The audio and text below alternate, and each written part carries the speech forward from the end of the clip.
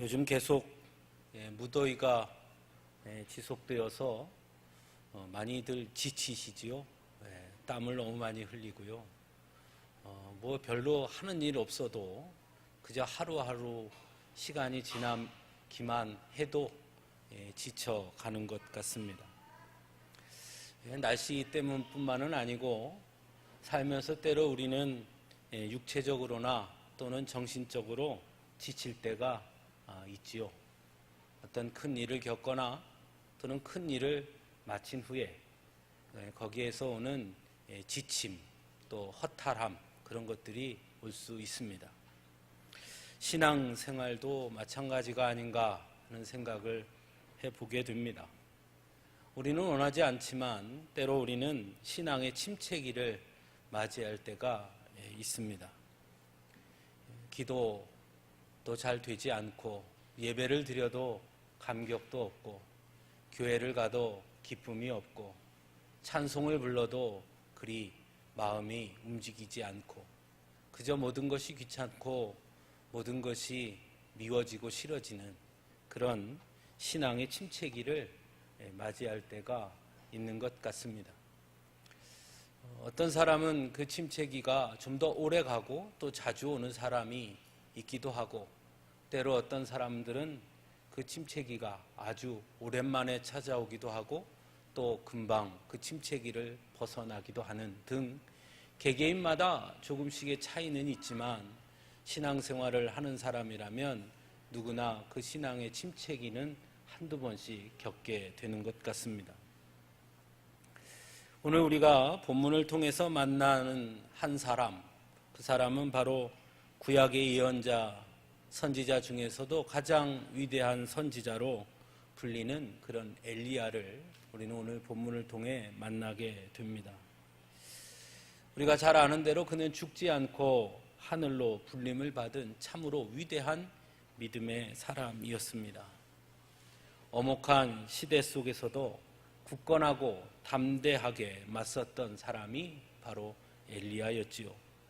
갈멜산에서 바알을 섬기는 제사장들, 아세라를 섬기는 제사장들과 당당하게 겨루어서 승리를 거둔 사람이기도 했습니다. 또한 제자를 보면 그 스승을 알 수 있다고 하는데요. 엘리야의 제자는 엘리사였지요. 그 역시 위대한 예언자였습니다. 그런 엘리야, 참으로 위대한 인물, 참으로 멋진 사람, 결코 침체기를 겪지 않을 것만 같은 사람, 그런 엘리야의 모습. 그런데 오늘 본문에서 우리가 만나게 되는 엘리야의 모습은 이런 당당함, 담대함과는 조금 거리가 멀어 보이기까지 합니다. 오늘 본문에 보여지는 엘리야는 광야길을 하루길쯤 가서 로덴 나무 아래 앉아서 하나님 앞에 죽기를 구하고 있는 모습을 보여주고 있습니다. 불과 얼마 전까지만 해도 갈멜산에서 당당하게 바알의 제사장들, 아세라의 제사장들과 대결했던 엘리야의 모습이라고는 전혀 생각할 수 없는 그런 모습이라 할 것입니다.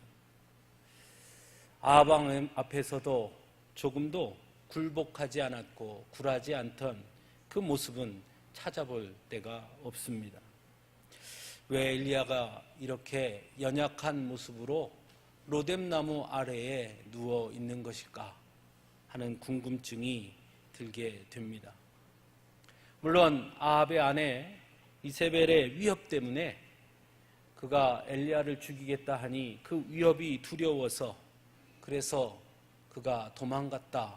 어떻게 보면 하나의 큰 이유이고 원인이라고도 할 수 있지만 그러나 아합 왕 앞에서도 바알의 제사장들과 아세라의 제사장들에게 둘러싸여 있던 그때에도 조금도 두려워하지 않고 굴하지 않았던 엘리야가 과연 왕비 때문에 이토록 낙심하고 두려워했다는 것은 쉽게 이해할 수 없는 모습이라 할 것입니다.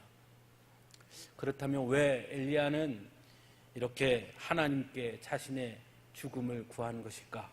더더욱 궁금해지지 않을 수 없습니다. 오늘 본문을 통해 우리는 엘리야가 그렇게 하나님 앞에 자신의 생명을 걷어가시기를 구한 그 이유를 함께 생각해 볼 수 있습니다. 먼저 오늘 본문에서 엘리야는 여호와여 넉넉하오니 지금 내 생명을 거두시옵소서라고 말하고 있습니다. 여기서 넉넉하오니 라는 말을 좀 주목해 볼 필요가 있습니다. 엘리야는 이제 이 정도면 됐다라는 것이죠. 자신에게 주어진 사명을 이 정도면 잘 감당한 것 아니겠습니까? 그러니 이제 그만 내게 이 사명을 거두어 주옵소서라고 말하고 있는 것이죠. 바알과 아세라 숭배에 빠져있던 이스라엘 백성들 앞에서 우리의 진정한 하나님은 바로 여호와 하나님이시라는 것을 갈멜산에서 아주 분명하고 확실하게 증명했습니다. 바알과 아세라의 제사장들을 처단하기도 했고 국가적으로 위기였던 가뭄 또한 그가 기도함으로 해결되게 되었습니다. 그러니 이 정도면 자신에게 주어진 그리고 자신이 할 수 있는 만큼의 사명은 다 감당한 것 아니겠습니까? 그러니 하나님 이제 그만 나에게 주신 사명을 거두어 주옵소서라고 말하고 있는 것은 아닐까 생각해 봅니다. 우리 또한 아주 중요하거나 큰 일을 치르고 나면 성취감도 느끼게 되지만 또한 반대로 이 정도면 할 만큼 한 거 아니야? 하는 생각이 들 때가 있습니다. 이제 그동안 그렇게 애쓰고 수고하고 고생했으니 이제는 좀 쉬고 싶다라는 생각을 할 때가 있지요.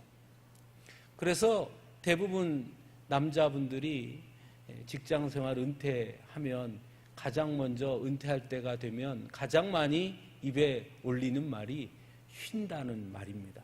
아이, 그동안 열심히 했는데 이제 좀 쉬어야지요. 이제 저도 좀 쉬어야지요. 이 말을 참 많이 합니다.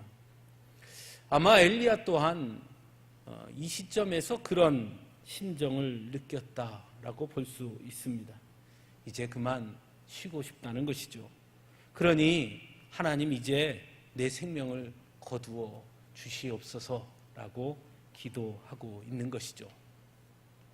두 번째로 생각해 볼 수 있는 것은 스스로에 대한 한계를 느꼈기 때문이라고도 할 수 있습니다.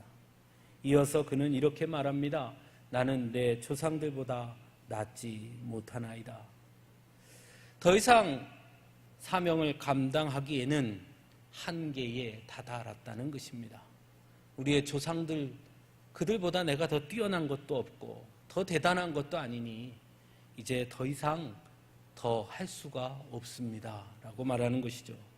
더 이상 사명을 감당하기에는 스스로 부족하다는 것, 한계에 부딪혔다는 것을 느낀 것입니다. 갈멜산에서 승리를 거두었지만 그 승리는 대단한 것이었지만 그러나 그 승리는 잠시뿐이었고 실제적인 변화는 가져오지 못했습니다. 여전히 이세벨은 득세를 했고 이스라엘 백성들 역시 조금도 나아지지 않았으며 우상 숭배는 조금도 달라지지 않았기 때문입니다. 엘리야는 그런 현실을 바라보며 자신의 한계를 느꼈다고 볼 수 있습니다. 내가 목숨을 걸고 갈멜산에서 그렇게 놀라운 일을 해내었건만 그러나 아무것도 변하는 것이 없구나. 이게 나의 한계구나. 내가 과연 무엇을 할 수 있을까? 더 이상 자신이 할 수 있는 일이 없다고, 그것까지가 자신의 한계라고 그는 느꼈던 것 같습니다. 그래서 하나님께 자신의 생명을 거두어질 것을 간곡히 구하고 있습니다. 하나님, 더 이상은 나는 못합니다. 저는 능력이 없습니다. 여기까지입니다. 제 한계가 여기까지인 것 같습니다. 그렇게 기도하고 있죠. 우리도 이러한 것들을 경험할 때가 있지요. 우리 앞에 다가오는 문제들 앞에서 최선을 다해 이겨내 보지만 그 승리는 잠깐뿐이고 여전히 우리 앞에 또 다른 어떤 경우에는 그 이전보다 더 큰 문제가 겹겹이 찾아오고 다가올 때 우리는 지치게 되고 한계를 느끼게 됩니다. 여기까지가 나의 한계인가 하는 생각을 하게 되지요. 처음에는 기도하고 믿음으로 이겨보려고 하지만 그래서 정말 힘들게 한 문제를 넘어섰다 하면 금방 어느샌가 더 큰 문제가 나를 찍어 누르는 현실을 맞이할 때 이게 내 한계인가? 이게 내 믿음의 바닥인가? 하는 생각을 할 때가 있지요. 어떤 책에 보니까 이런 글이 있었습니다. 문제 앞에서 쓰러지는 사람은 없다. 다만 그 문제를 자신이 해결할 수 없다고 느낄 때, 자신의 한계를 느낄 때 인간은 절망하고 포기하게 되는 것이다. 그와 같은 마음이지요. 엘리야 역시 그와 같지 않았나 싶습니다. 더 이상 그는 싸울 힘을, 대항할 힘을 잃었던 것입니다. 더 이상 그는 맞서 싸울 자신이 없었던 것입니다. 그래서 그는 광야로 갑니다. 광야에 서 있는 노뎀나무 아래에 앉습니다. 그리고 그 자리에 누워버립니다. 어쩌면 광야에 서 있는 노뎀나무의 모습이 마치 자신처럼 느꼈는지도 모르겠습니다. 그 햇볕이 뜨겁게 내려치고 뜨거운 바람이 부는 그 광야에 홀로 서 있는 그 로뎀나무가 어떻게 보면 자신의 모습과 같다고 느꼈는지도 모르겠습니다. 결국 그는 자신의 힘으로는 아무것도 할 수 없다는 절망감에 휩싸여서 하나님 앞에 그저 생명을 거두어 달라는 기도밖에 할 것이 없었던 것은 아닌가. 그것이 그가 선택할 수 있는 마지막 선택은 아니었나 하는 생각을 해보게 됩니다. 또 어떤 이유가 있을까요? 아마도 세 번째는 현실의 벽이 그로 하여금 하나님께 생명을 거두어 달라는 기도를 하게 했는지 모르겠습니다. 최선을 다했지만 결코 무너뜨릴 수 없는, 결코 옴짝달싹하지 않는 현실의 벽이 그로 하여금 절망케 했는지도 모르겠습니다. 감히 상상할 수도 없는 놀라운 이적을 갈멜산에서 보였지만 현실은 조금도 변하지 않았고 오히려 자신의 생명을 노리는 이들의 기세만 더 등등해졌습니다. 적어도 갈멜산에서의 승리를 경험한 백성들만이라도 그 이후 좀 달라져야 했을 텐데, 그들만이라도 엘리야의 편이 좀 되어줬으면 좋았을 텐데 그러지 못했습니다. 엘리야는 여전히 자신이 혼자라는 생각을 할 수밖에 없었습니다. 내가 아무리 애써도 아무리 노력해도 현실은 조금도 바뀌지 않는구나. 내가 그토록 애써도 어느 누구도 내 편이 되어주는 자들은 없구나 하는 절망감이 그로 하여금 하나님 앞에 목숨을 거두어 달라는 기도를 하게 했는지 모르겠습니다. 아무리 힘든 일이라 하더라도 자신의 편에 서서 자신을 지지해주는 사람들이 있음을 안다면 사람은 그 안에서 때로 위로를 받기도 하고 용기를 얻기도 하고 소망과 희망을 품기도 하지요.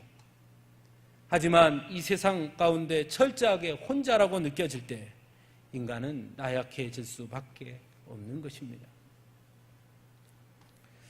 우리 또한 마찬가지일 것입니다. 우리 사회의 큰 문제 중 하나는 자살률이 너무 높다는 것이죠. 자살하는 사람들의 대부분은 모두가 세상에 자신 혼자밖에 없다고 느끼기 때문이라고 전문가들은 말하고 있습니다. 자신을 도와주고 지지해 줄 사람이 단 한 사람이라도 있다고 생각한다면 그들은 결코 자살하지 않는다라고 말합니다. 오히려 자신을 도와줄 이는 아무도 없고 자신 역시 다른 이들에게 짐이 된다고 느끼기 때문에 그들은 최후의 그런 선택을 하게 된다라고 말합니다. 엘리야 또한 그러한 것이 아닐까 싶습니다.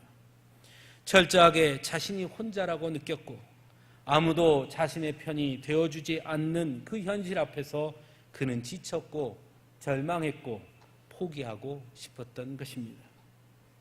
그것은 후에 엘리야에게 하나님께서 하신 말씀을 봐도 알 수 있습니다. 열왕기상 19장 18절에 보면 하나님은 엘리야에게 내가 이스라엘 가운데 7,000명을 남기리니 다 바알에게 무릎을 꿇지 아니하고 다 바알에게 입맞추지 아니한 자니라 라고 말씀합니다. 즉 엘리야에게 엘리야야 넌 혼자가 아니야. 7,000명의 우군이 내 곁에 있다 라고 말씀한 것이죠. 그만큼 엘리야는 고독했고 외로웠던 것입니다.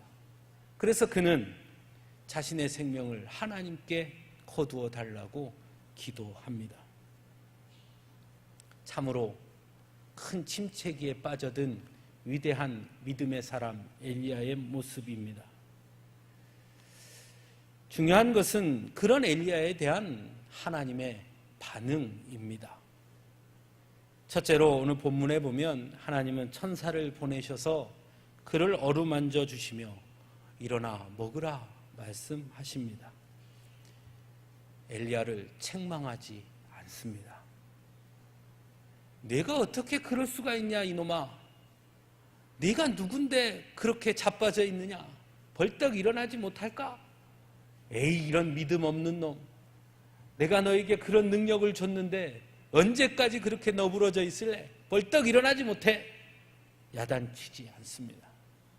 하나님의 선지자가 왜 그 모양이냐고 책망하지 않습니다. 오히려 그를 위로합니다. 어루만져 주십니다. 엘리야의 머리맡에 숯불에 구운 떡과 한 병 물을 주십니다. 엘리야는 그것을 먹고 다시 누워버립니다. 그만큼 엘리야의 영적 침체는 컸던 것 같습니다. 하나님의 어루만짐과 하나님이 주신 떡과 물을 먹고도 그는 일어설 수 없었습니다. 그는 절망했고 포기했고 그래서 그는 다시 누워버립니다. 그런 그에게 하나님은 다시 한번 천사를 보내셔서 그를 어루만져 주시며 일어나 먹으라고 위로하고 계십니다. 앞에서 나눈 것처럼 우리 또한 영적 침체기에 빠질 때가 있습니다. 우리 또한 지칠 때가 있고 절망할 때가 있고 포기하고 싶을 때가 있습니다. 저 역시 그럴 때가 있는 것 같습니다. 스스로 한계를 느낄 때가 있지요. 그럴 때 우리를 더욱 힘들게 하는 것이 무엇입니까? 혹 이런 것 아니겠습니까? 믿음의 사람이 그래서야 되겠어 하는 거예요. 내 믿음이 그거밖에 안 돼 하는 것이요. 목사가 돼가지고 그렇게 힘들어해서 어찌 목사가 될 수 있단 말인가 하는 것이요. 장로님이 그러시면 됩니까?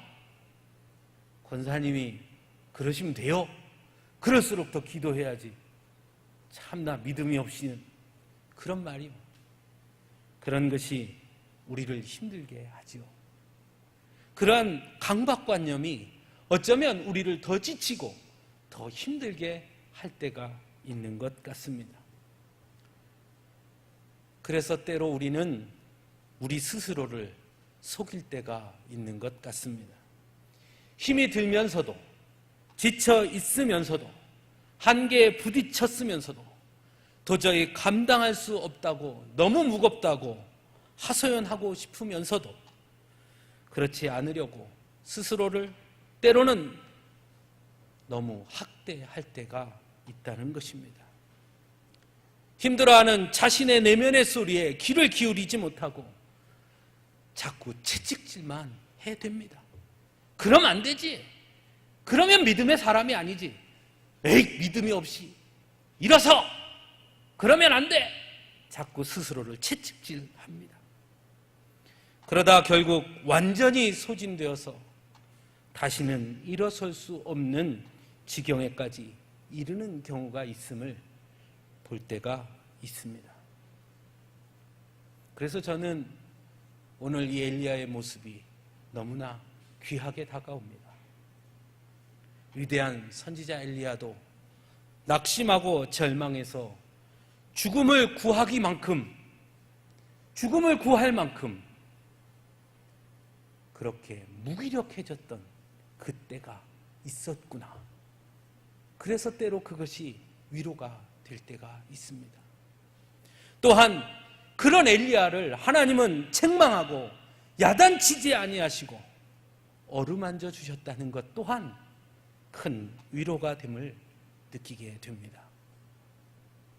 사랑하는 성도 여러분, 우리는 모두 연약한 자들입니다. 그 연약함이 어쩌면 하나님이 우리를 택하신 이유일 것입니다. 사도 바울은 고린도전서 1장 27절에서 그러나 하나님께서 세상에 미련한 것들을 택하사 지혜 있는 자들을 부끄럽게 하려 하시고 세상에 약한 것들을 택하사 강한 것들을 부끄럽게 하려 하신다라고 증거하고 있습니다. 문제는 우리가 약한 것이 문제가 아니라 우리의 약함을 스스로 인정하지 않고 그 약함을 감추려 하는 것이 문제일 수 있다는 것입니다. 우리의 약함을 인정하고 그래서 하나님 앞에 나의 연약함을 내어놓으면 하나님은 우리를 붙들어 주시고 위로해 주실 것인데 말입니다. 그런데 자꾸 내 중심은 무너지고 자빠지고 쓰러져 있으면서도 겉으로는 전혀 그렇지 않은 것처럼 멀쩡한 것처럼 스스로를 속이기 때문에 결국 우리가 더 병드는 것은 아닌가 하는 것입니다. 하나님은 낙심한 자에게 샘을 주시는 분이고 절망 속에 있는 자들에게 소망을 주시는 분입니다. 그러므로 약한 것이 문제가 아니라 우리의 약한 것을 하나님 앞에 고백하지 않는 것이 문제인 것입니다.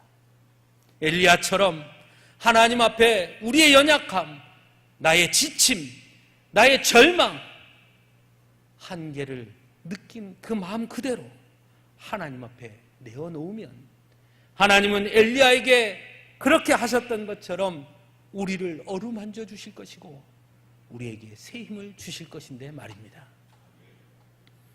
사랑하는 성도 여러분, 오늘 예배 가운데 예배를 드리는 우리들 가운데 혹시 지쳐 있는 분이 계시다면, 절망 가운데 있는 분이 계시다면, 포기하고 싶은 분이 계시다면, 자신의 내면 속에서 울부짖는 자신의 연약한 모습이 왜 목소리가 들린다면 여러분 그 소리에 귀를 기울여 보시고 하나님께 있는 그대로 솔직하게 고백할 수 있기를 바랍니다.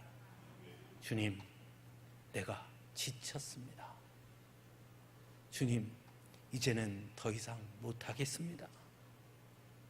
하나님, 포기하고 싶습니다. 여기까지가 제 한계인 것 같습니다. 더 이상은 정말 못할 것 같습니다. 하나님, 어떻게 하면 좋겠습니까? 그렇게 하나님 앞에 있는 그대로 엘리야처럼 내어놓으면 하나님이 들으십니다. 하나님께서 어루만져 주십니다. 하나님께서 일으켜 세워 주실 것입니다. 거기에 희망이 있고 소망이 있는 것입니다. 하나님의 위로하심 앞에서도 여전히 낙심과 절망의 구렁텅이에서 벗어나지 못하는 엘리야에게 하나님은 말씀합니다. 내가 갈 길을 다 가지 못할까 하노라. 아직 내가 갈 길이 남았다 라고 말씀합니다. 엘리야야, 여기가 끝이 아니야. 내가 갈 길이 아직 남았다. 내가 너를 통해 하고자 하는 일이 아직 남아있으니 엘리야야, 일어서라. 어이 먹고 같이 가자 라고 말씀합니다. 그 말씀을 들은 엘리야는 드디어 일어섭니다. 먹고 마시고 음식물의 힘을 의지하여 40주 40야를 가서 하나님의 산에 이릅니다. 자신에게 아직 남겨진 사명이 있음을 그는 깨닫게 된 것입니다.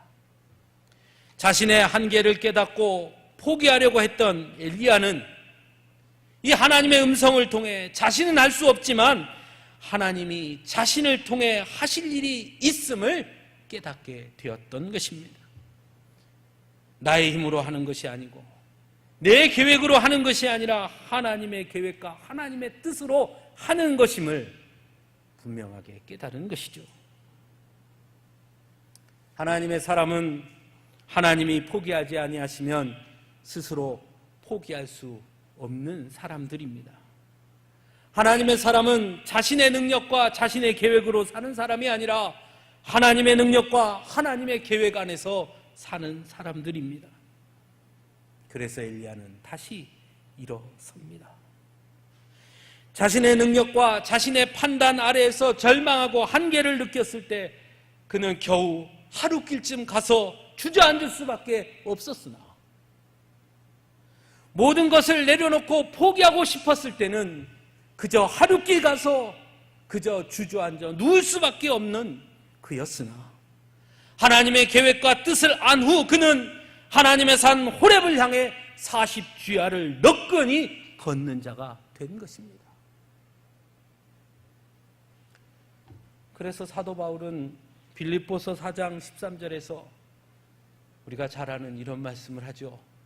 내게 능력 주시는 자 안에서 내가 모든 것을 할 수 있느니라. 우리도 세상을 살면서 때로 우리의 한계에 부딪힐 때가 있습니다. 더 이상 방법이 없다고 생각이 들 때가 있고 여기까지가 나의 한계인가? 이것이 내 능력의 전부인가? 싶어 포기하고 싶을 때가 있습니다. 최선을 다해 아무리 열심히 한다고 해봐도 조금도 바뀌지 않는 것 같아 답답하고 그래서 절망할 때가 있습니다. 하지만 사랑하는 성도 여러분, 우리는 하나님의 사람들임을 잊지 마시기 바랍니다. 하나님이 포기하지 아니하시면 우리는 결코 포기할 수 없습니다. 비록 40주야를 걷더라도 하나님의 산에 이를 수 있어야 하지 않겠습니까? 포기하지 말고 절망하지 말아야 합니다. 믿음의 가장 큰 적이 무엇일까요? 포기요, 절망입니다. 안 된다는 부정적인 생각은 믿음과 어울리지 않는 이야기입니다. 우리의 생각과 우리의 판단이 벽에 부딪힐 때 포기하고 절망할 것이 아니라 그러므로 믿음의 사람들은 그러면 그럴수록 더욱 하나님 앞으로 있는 모습 그대로 나아가야 하는 것입니다. 나의 연약함을 인정하고 하나님을 붙들어야 합니다. 하나님의 위로하심을 구하고 하나님의 뜻을 구할 수 있어야 하는 것입니다. 우리가 잘 아는 것처럼 로뎀나무 아래에서 죽기를 구했던 엘리야는 오히려 죽지 아니하고 하늘로 들림을 받은 자가 됩니다. 자신의 한계를 깨닫고 있는 모습 그대로 하나님 앞에 자신을 내어놓았기 때문에 그는 오히려 하나님의 위로를 받았고 하나님의 분명한 뜻을 깨달았으며 하나님이 주시는 힘으로 일어설 수 있었고 영광의 모습으로 하늘로 들림을 받은 자가 된 것입니다.